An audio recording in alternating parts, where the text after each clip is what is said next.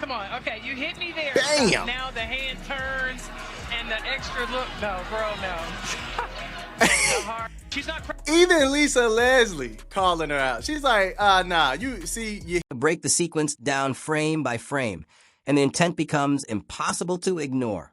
The first contact is directly to Aliyah Boston's face. Not the shoulder, not the arm, the face. Then comes a second hit, reinforcing that initial contact. After that, Griner rotates her hand and clamps down, grabbing Boston's entire face as if she's pulling at a mask. This isn't incidental. This isn't a tangle during a rebound or bodies colliding in traffic. Boston is already disengaging from the play. She's walking away. The block already happened. The whistle has already blown. The basketball portion of the moment is over. What's left is pure emotion. That's the key detail people need to understand. Once the play is dead, any aggressive contact is no longer basketball. It's reaction. And reactions like this don't come from competitiveness. They come from frustration, from being beaten on a stage where you're not used to being beaten. Veteran players know how to toe the line. They know how to disguise frustration as physical play. They know how to make it look accidental, how to sell confusion, how to create just enough ambiguity to avoid serious consequences. But slow motion doesn't lie. The timing tells the story. The location of the contact tells the story. And Boston's position walking away tells the story loudest of all. There was no basketball reason for that hand to be there.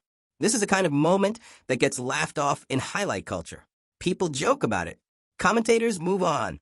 But it's also the kind of moment that builds resentment, creates unsafe environments, and escalates future encounters. Because if it goes unchecked, it sends a message. Dominate too much, and this is what you get. That's not toughness. That's insecurity showing itself through physicality. And the league has to decide whether it's willing to keep letting those moments slide, or whether it actually wants to protect its stars. Yeah, the main thing these players start doing is when you're balling out on them, they get dirty. They can't keep up with you, they get dirty. All right, now this is crazy work. You see Aliyah Boston with the beautiful block. Look at her getting them ups, turning this game into the Boston three party. She don't knock down a few threes, if I'm not mistaken. And she got the block. Look at Brittney Griner. Here's the bigger picture, and this is where context matters most. This moment didn't happen in isolation. It's part of a broader pattern we've seen unfold across the WNBA over the last 2 seasons. Caitlin Clark experienced it throughout her rookie year. Angel Reese dealt with it repeatedly. Cameron Brink faced similar treatment before her injury. The pattern is clear. When young players enter the league and immediately change the game, certain veterans don't respond by raising their level. They respond by getting physical in ways that blur and sometimes cross the line from competitive to dangerous. Extra contact after the whistle. Hands where they don't belong. Late hits that don't show up cleanly in box scores. These aren't random moments. They're reactions to disruption, to hierarchy being challenged. And that's the uncomfortable truth. The league is changing fast. New stars are arriving ready, confident, and unafraid. And not everyone is adapting well to that reality. The question now is what the league does with moments like this. Does it keep treating them as isolated incidents? Or does it recognize the pattern and address it head-on? Because if the message to young stars is that dominance invites retaliation, that's not growth, that's gatekeeping. And it's a problem the WNBA can't afford to ignore any longer. This isn't about singling out one player. It's about protecting the future of the game. To a face grab. What is this, football? Look at this. Done face master, man. Look at this.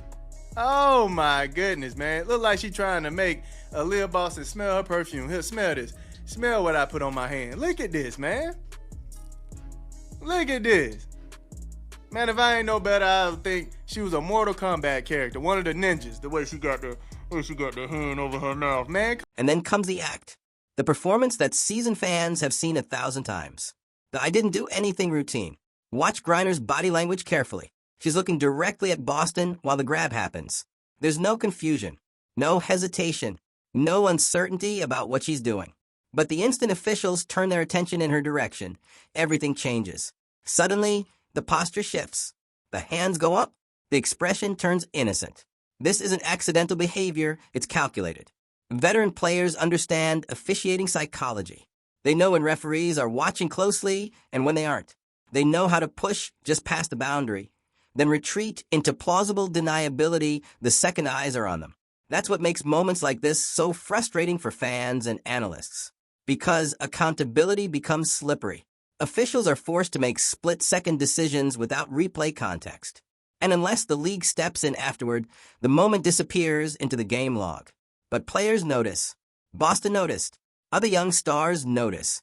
And over time, it builds an unspoken understanding that dominance comes with consequences, not from the rule book, but from other players. That's dangerous territory for any league, especially one trying to grow its audience. Fans don't tune in to watch stars get punished for being great. They tune in to watch greatness flourish. When veterans exploit gray areas instead of elevating their own play, it undermines the integrity of competition. And when that behavior is excused as experience or edge, it becomes institutional. This wasn't confusion. This was control, until control slipped for a second. And that second is what everyone saw. BG must stand for basically grabbing, because she straight up grabbing this woman's face. Look at AB face. Man, she done smelled all kind of sweat. Don't know where her hands been. Don't know where BG hands been. She done smelled all that nasty stuff. She probably been scratching under her arms, wiping her sweat, licking her hand to shoot the ball. Come on, man. BG. What really amplified this moment is that it wasn't just fans calling it out, it was basketball royalty doing it in real time. Lisa Leslie, one of the most respected figures in women's basketball history, immediately recognized what was happening. When legends of the game openly point out behavior like this during a broadcast, that's a signal something crossed from debatable into undeniable. This wasn't a subtle moment to those who know the game. It stood out because of when it happened and who it happened to. Aliyah Boston wasn't just having a solid night. She was in the middle of a full-blown breakout performance in this unrivaled game. She was locked in, confident, and completely in control. Statistically, the dominance was undeniable. 8 for 16 from the field, 21 points, 11 rebounds, and then the play that shifted the energy entirely, the block on Griner. A clean, powerful rejection that wasn't just a defensive stop, but a statement. Boston wasn't backing down. She wasn't intimidated. She was asserting herself against one of the most physically imposing players in the league. That block mattered, not just on the scoreboard, but psychologically. Moments like that flip the power dynamic on the floor. And it's often right after those moments that emotions spill over. Instead of resetting and responding through basketball, frustration creeps in.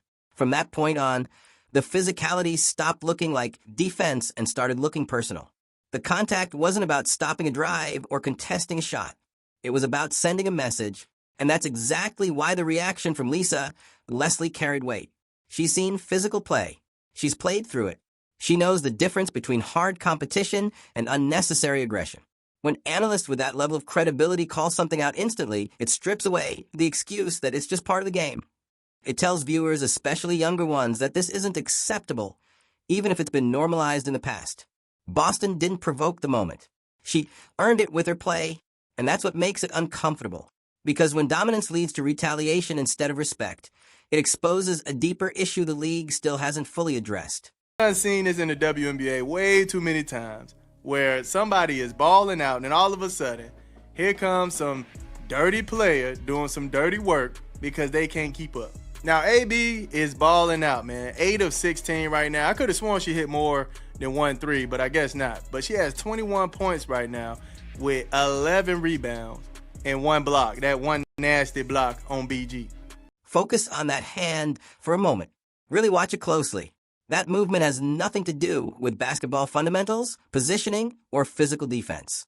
What you're seeing is Brittney Griner reaching out and grabbing Aliyah Boston directly on the face after getting blocked, then immediately trying to brush it off like nothing happened. No box out, no rebound battle, no scramble for the ball. Just a flash of frustration turning into contact that crosses a clear line.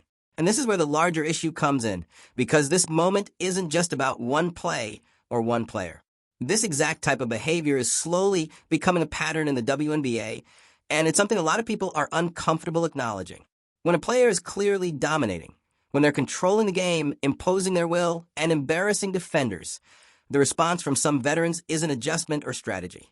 It's retaliation masked as competitive fire. Instead of smarter rotations, better help defense, or cleaner execution, we see hands to the face, extra shoves, late bumps, and unnecessary contact after the whistle. It's sold to fans as toughness, It's framed as intensity. But in reality, it's frustration boiling over in ways that put players at risk.